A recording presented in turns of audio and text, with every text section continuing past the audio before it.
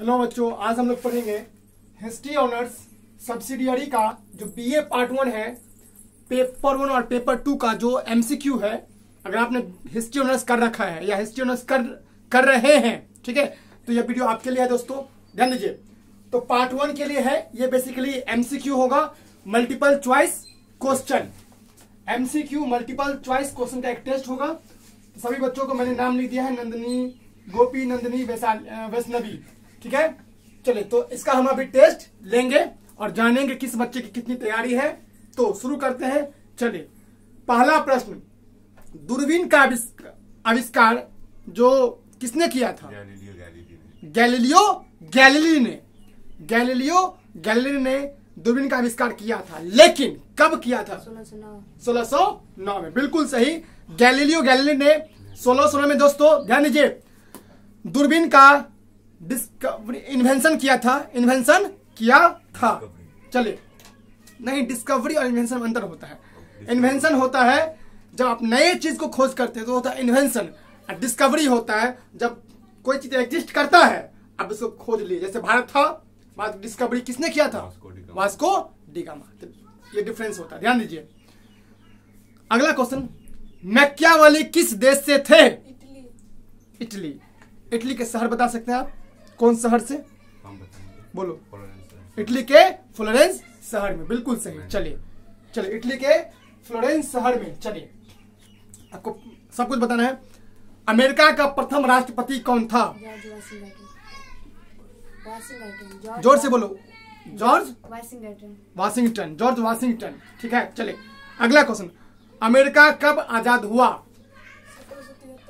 1773 नहीं, 1776। 4 जुलाई 1776 को अमेरिका आजाद हुआ दोस्तों। कब? 4 जुलाई 1776 को क्या हुआ? अमेरिका आजाद हुआ। चलिए, अगला क्वेश्चन, सप्तवर्षीय युद्ध में किन 2 देशों के बीच में हुआ था?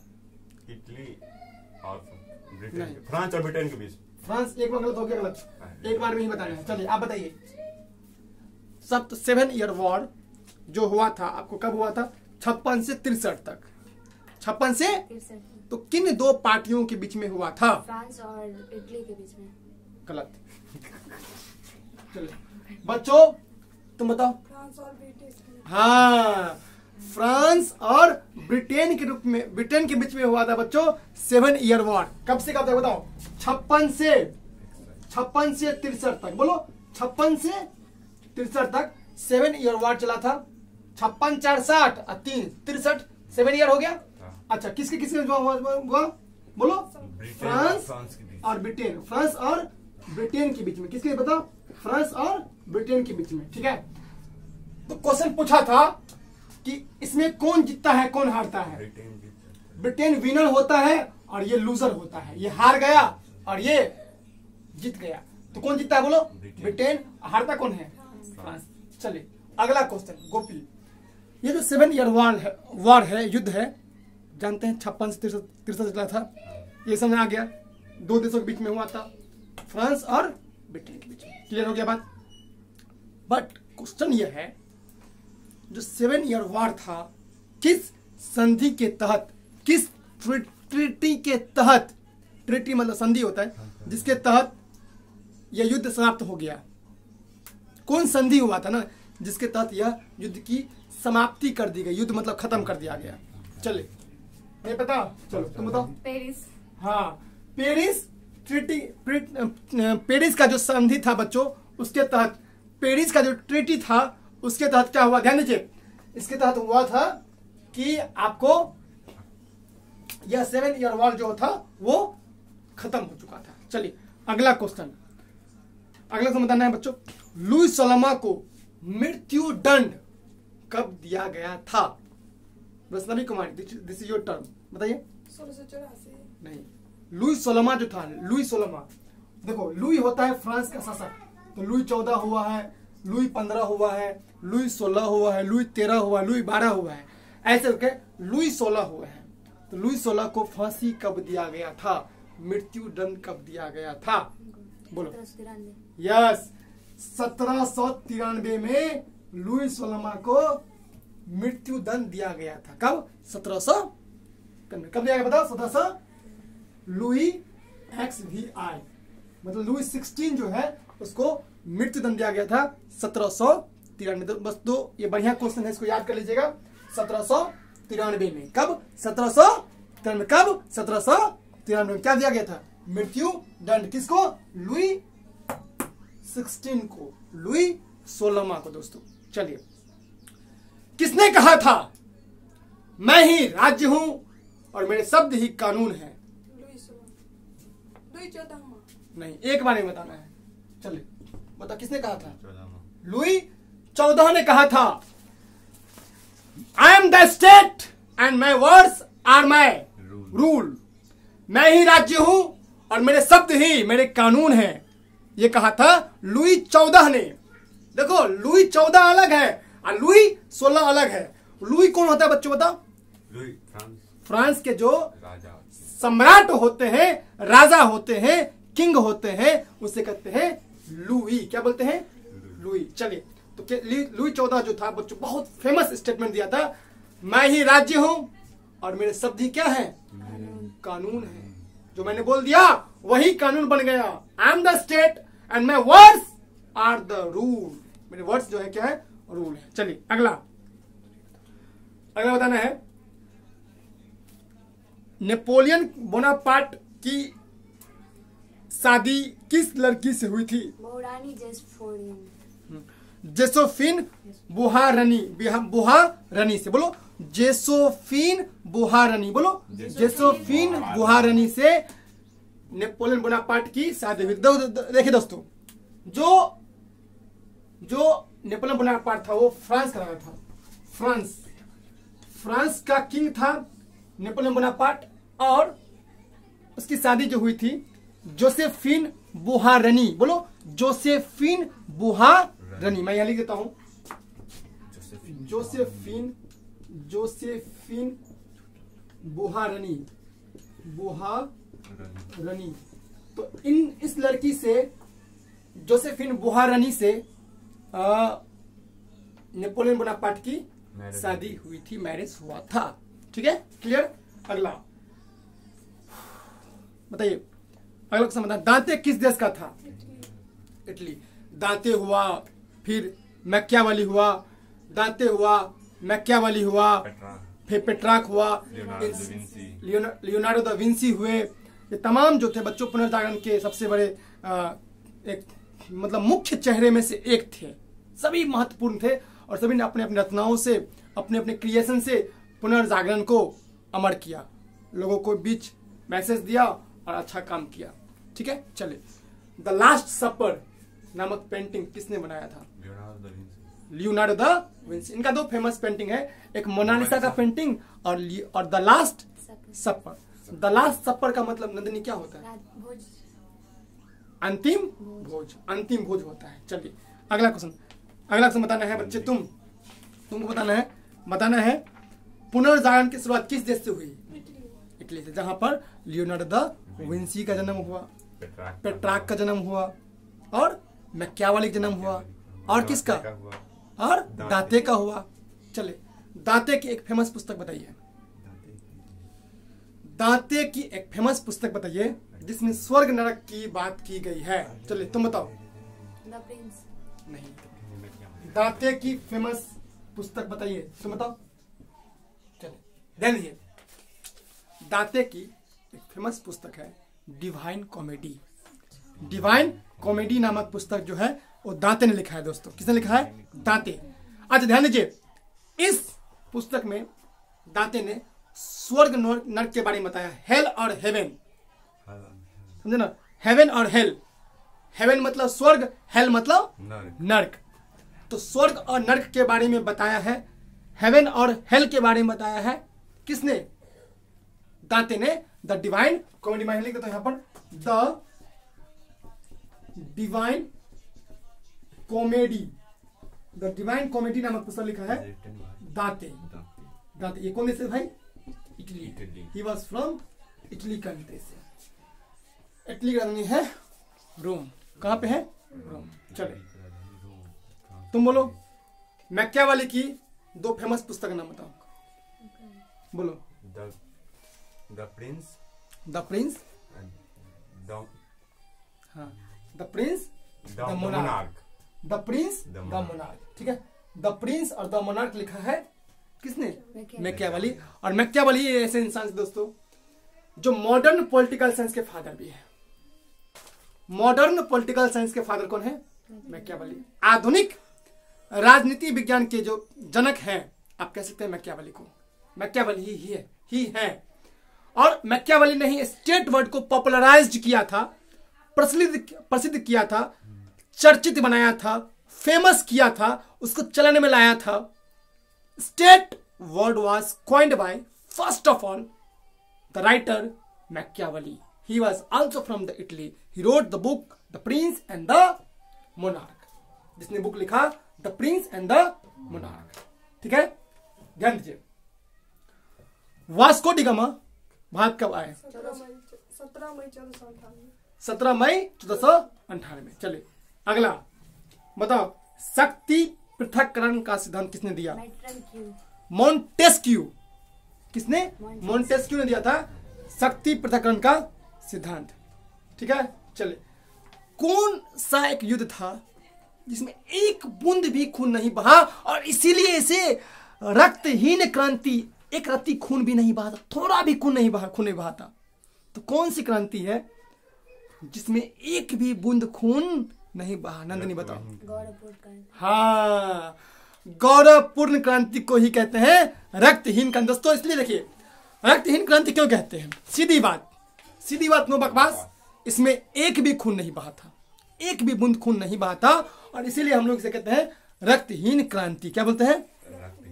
रक्तहीन क्रांति कहते हैं। ध्यान दीजिए, तो समझना है आपको, ठीक है। चलिए अगला बताना है बच्चे, वाष्प चलित इंजन। जो वाष्प चलित इंजन है, तो जो वाष्प पे चलता है इंजन, उसका खोज किसने किया था? इसको गैलीलियो ने किया था। उसका आविष्कार किसने किया था? James Watt. James Watt. Yes. James Watt करके एक इंसान थे दोस्तों, बहुत ही जबरदस्त क्वेश्चन है ये। जेम्स वाट ने क्या किया? पहले देखिए, पहले क्या था सिस्टम। पहले वाष्प पर ना चलते थे ट्रेन, फिर कोयला पे आया, अब बिजली पे चल रहा है, आधुनिक जमाने में किसी और पे चलेगा। ज्यों टेक्नोलॉजी बढ़ेगा त्यों एडवांसमेंट आएंगे। तो जेम्स वाट करके एक इंसान थे जो ने वाष्प पे चलने वाले ट्रेन इंजन का इन्वेंशन किया था, आविष्कार किया था। किसने? James Watt. मैं लिख देता हूं यहां पर, जेम्स वाट ने। किसने? बोलो। James Watt. किसने? जेम्स वाट ने क्या किया था? वाष्प पे चलने वाली इंजन का आविष्कार। चलिए, हाँ, अगला क्वेश्चन। कैथरीन महान रानी कहाँ की थी? कैथरीन रूस की। यस, कैथरीन महान रानी जो थी वो कहाँ की थी? रूस की। चलो गोपी बताओ, रूस की राजधानी कहाँ है? चलो बताइए, रूस की राजधानी। चलो, रूस की राजधानी है मॉस्को। कहाँ है? मॉस्को। रूस की राजधानी है मॉस्को। कहाँ है दोस्तों? मॉस्को। रूस की राजधानी मॉस्को।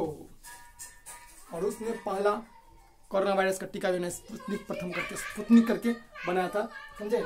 तो स्पुतनिक करके कोरोना का वैक्सीन भी बनाया था, वैक्सीन, ठीक है। तो का है मॉस्को। चलिए अगला क्वेश्चन, ध्यान दीजिए। अगला बताना है, सभी को कि किस देश से भौगोलिक खोज की शुरुआत शुरू हुई? स्पेन से ही क्या हुआ? भौगोलिक देशों की खोज की हुई थी, शुरुआत हुई थी। चलो, निम्नलिखित यूरोपीय शासकों में कौन शानदार सम्राट कहा जाता है? शानदार सम्राट किसे हम लोग शानदार सम्राट, एक्सीलेंट राजा कहते हैं? चलो बताइए। नहीं, अरे यार कितना गजब तुम लोग करती हो, नहीं पता एक्सीलेंट किंग? मैं ही राज्य हूं, मेरे शब्द ही कानून है। लुई 14वां को ही हम लोग कहते हैं शानदार राजा। क्या बोलते हैं? शानदार। क्वेश्चन पूछा था यही। निम्नलिखित यूरोपीय शासकों में से, यूरोपीय शासक की बात कर रहे हैं हम, शासकों में से कौन शानदार सम्राट कहा जाता है? लुई 14वां को, जिसका फेमस स्टेटमेंट है मैं ही राज्य हूं और मेरे शब्द ही कानून है, इसे ही कहते हैं शानदार राजा। क्या बोलते हैं दोस्तों? शानदार राजा। चलिए अगला क्वेश्चन, ठीक है। टेलीग्राफ का आविष्कार कब हुआ? टेलीग्राफ, 1844। यस, 1844 में टेलीग्राफ का आविष्कार कब हुआ था बच्चों? 1844, याद कर लीजिएगा, 1844 में टेलीग्राफ का आविष्कार हुआ था। 1844 में, ये फैक्चुअल क्वेश्चन, इसको याद करना पड़ेगा। टेलीग्राफ का आविष्कार 1844 में। कब? 1844 में टेलीग्राफ का आविष्कार, ठीक है, याद रहेगा। चलिए अगला क्वेश्चन, वेल्थ ऑफ नेशन करके एक बुक है, उस किताब का ऑथर कौन है? वेल्थ ऑफ नेशन नहीं, वेल्थ ऑफ नेशन, एक फेमस बुक है वेल्थ ऑफ नेशन। चलिए Adam Smith, yes, Adam Smith करके एक बंदे हुए हैं जिन्होंने बुक लिखा है वेल्थ ऑफ द नेशन, राष्ट्र का संपत्ति, नेशन मतलब राष्ट्र, वेल्थ मतलब धन संपत्ति। तो ये, अच्छा बच्चे ध्यान दीजिए, ये फादर ऑफ इकोनॉमिक्स भी हैं। अगर आपसे कोई पूछे अर्थशास्त्र के पिता कौन है, तो एडम स्मिथ, समझे बात? अर्थशास्त्र के पिता कौन है? और इन्होंने ही क्या लिखा है? The wealth of the nation पुस्तक, याद रहेगा ना? कौन पुस्तक? The wealth of the nation, the wealth of the nation पुस्तक किसने लिखा? एडम स्मिथ ने। और इन्हें ही, एडम स्मिथ साहब को ही हम लोग अर्थशास्त्र के पिता के नाम से जानते हैं। We know that the Adam Smith is the father of economics, economics यानी अर्थशास्त्र के जनक। चलिए अगला क्वेश्चन बताना है। चलिए, वर्ष संघर्ष के सिद्धांत किसने दिया था? बताओ। वर्ष संघर्ष के सिद्धांत को प्रतिपादन किसने किया? वर्ष संघर्ष, कार्ल मार्क्स। देखिए दोस्तों, मैं कार्ल मार्क्स के बारे में 3-4 चीजें बता, ध्यान दो। चलिए कार्ल मार्क्स के बारे में बताता हूं, ध्यान दो। तो कार्ल मार्क्स जो है ना, ध्यान दीजिए, दोस्तों कार्ल मार्क्स के बारे में आपको जानना जरूरी है। देखिए कि कार्ल मार्क्स आपके एग्जाम में आएंगे, क्वेश्चन बनेंगे क्वेश्चन, ध्यान दीजिए। हाँ, कार्ल मार्क्स, देखिए बच्चों ध्यान दीजिए। अब आपके बारे में दिमाग है सर ये वर्ग विहीन क्या है, वर्ग संघर्ष क्या है, था नहीं समझे, बता दीजिए, बताते हैं, ध्यान दो। कार्ल मार्क्स को आप जानिए। कार्ल मार्क्स एक ऐसा इतना अच्छा इंसान हुआ है जिसने कहा कि सरकार बननी चाहिए सिर्फ और सिर्फ मजदूरों की, मजदूर को सत्ता में बैठा दो और अमीर को नीचे बैठा दो। इनका कहना यह था, इनका कहना था, कार्ल मार्क्स साहब का कहना था कि मजदूर ही सब कुछ है, मजदूर के हाथ में ही पावर होना चाहिए और मजदूर ही ऑल इन ऑल है, सर्वे सर्वा है, उसको पावर्स दिए जाने की आवश्यकता है। ये मानते थे। तब तक किसी भी देश का कल्याण नहीं होगा जब तक मजदूर वर्ग जो शोषित हैं, दलित हैं, वंचित हैं, जो बहुत ही आर्थिक स्थिति तंगी है, मतलब जिनके पास खाने को औकात नहीं है, वो जब तक सरकार में नहीं आएंगे तब तक देश का भला नहीं होगा। ये मजदूर को ही सत्ता पर, पावर में स्थापित करना चाहते थे। कौन? कार्ल मार्क्स, समझे दोस्तों। तो इसने क्या किया था? इनका बहुत फेमस सिद्धांत, जैसे कि सिद्धांत था कि सिद्धांत है इनका, क्या सिद्धांत ये है कि किसी भी अमीर आदमी को सरकार में नहीं आने देना है। सरकार में आने देना किसको है बताओ? मजदूरों को। इनका जो मुख्य रूप से फेमस था, अच्छा, और इनका फेमस नारा है क्या? दुनिया के श्रमिकों एक हो जाओ। बोलो, दुनिया के श्रमिकों एक हो जाओ, दुनिया के गरीबों एक हो जाओ। ये फेमस नारा है कार्ल मार्क्स का। अगर आपसे पूछे कार्ल मार्क्स किसके लिए नेता थे, तो बोलना ये नेता थे मजदूर को ही बेसिकली वो प्यार करते थे और चाहते थे मजदूर इस देश की सत्ता पर काबिज हो जाए। समझे बात? मजदूर को ये इंपॉर्टेंस देते थे, महत्व देते थे। चलिए ठीक है, अगला क्वेश्चन ध्यान दीजिए। धर्म सुधार आंदोलन प्रारंभ किया गया? Martin Luther. हाँ, मार्टिन लूथर किंग के द्वारा। बोलो, मार्टिन लूथर किंग के द्वारा धर्म सुधार आंदोलन की स्टेटमेंट मतलब की स्टार्टिंग किया गया। किसने शुरू किया धर्म सुधार आंदोलन? Martin Luther king. ठीक है, चलिए बताइए, अगला क्वेश्चन है, कौन सा क्रांति है जो जिसमें एक भी बूंद खून नहीं बहा था? गौरवपूर्ण क्रांति। हाँ, चलो, गौरवपूर्ण क्रांति कब हुई थी? 1688। यस, गौरवपूर्ण क्रांति हुई थी 1688 में। याद कर लो बच्चों, कब हुई थी? बोलो, 1688। पेपर पूछता है। 1688 में एक भी बूंद नहीं बहा था और इसलिए इसे रक्त विहीन क्रांति कहते हैं दोस्तों। और इसमें कोई भी, सिर्फ राजा को जेम्स द्वितीय जो था, जेम्स द्वितीय, उसको गद्दी पर से हटा दिया गया था। सही बात, कौन राजा था बताओ? जेम्स द्वितीय को गद्दी पर से क्या किया था? हटा दिया गया था। चलो बताइए, जेम्स द्वितीय कितने साल का राजा बना? 25। यस, जेम्स द्वितीय जो था, ध्यान रखना दोस्तों, जेम्स द्वितीय जो था, देखिए हुआ क्या समझिए। हाँ, मैं समझाता, ध्यान दो। गौरवपूर्ण क्रांति क्या है? कुछ नहीं, एकदम आसान है। इसमें जेम्स द्वितीय को गद्दी पर से हटा दिया गया। ये 25 वर्ष तक जेम्स द्वितीय राजा बने थे। ये भी सवाल पेपर में आया हुआ है। 25 वर्षों तक, कितने वर्षों तक? 25, मैं लिखता हूँ 25 ईयर्स, 25 वर्षों तक सरकार बने थे। और इसमें इसको गद्दी पर क्या किया गया था? हटा दिया गया था। उसके बाद उसकी बेटी और उसके फिर पति जो थे वो सत्ता पर काबिज हुए थे। इसे कहते हैं गौरवपूर्ण क्रांति, क्योंकि इसमें मारकाट नहीं हुआ था, दंगा फसाद नहीं हुआ था। ठीक है दोस्तों, आई होप आपको समझ में आया होगा। ठीक है, I hope you got it. तो रहने देते हैं, अभी मिलते हैं नेक्स्ट वीडियो में। तब तक जय हिंद, जय भारत।